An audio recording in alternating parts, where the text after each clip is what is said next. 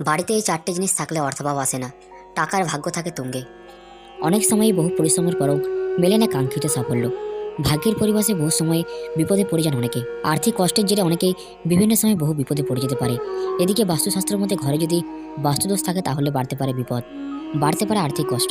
এমন পরিস্থিতি থেকে মুক্তি পেতে মা লক্ষ্মীর কৃপা বজায় রাখতে বাড়িতে এই চারটে জিনিস রাখলে কেটে যেতে পারে আর্থিক বিপদ।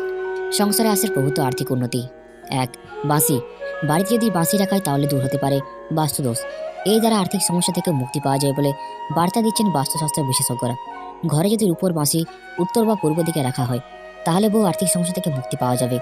যদি সোনা বা রূপোর বাঁশি ঘরে না রাখা যায় তাহলে বাঁশের তৈরি বাঁশিও ঘরে আর্থিক সংকট দূর করে দেয়। 2. ভগবান গণেশের মূর্তি।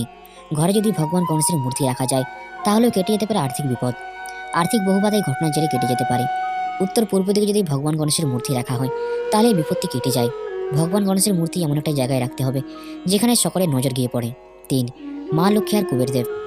ঘরে আর্থিক সংকট কাটাতে মা লক্ষ্মীর মূর্তি রাখা গুরুত্বপূর্ণ। ধন সম্পত্তির দেবী হিসেবে পূজা করা হয় মা লক্ষ্মীর, তাই মা লক্ষ্মীর সঙ্গে কুবেরদেবের মূর্তি ঘরে রাখলে কেটে যেতে পারে সমস্ত ধরনের আর্থিক বিপত্তি, এমনই দাবি বহু বাস্তুবিদের। 4. শাঁখ।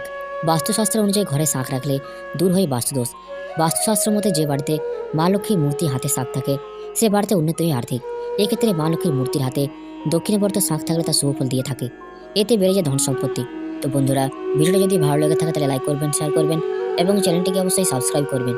ধন্যবাদ।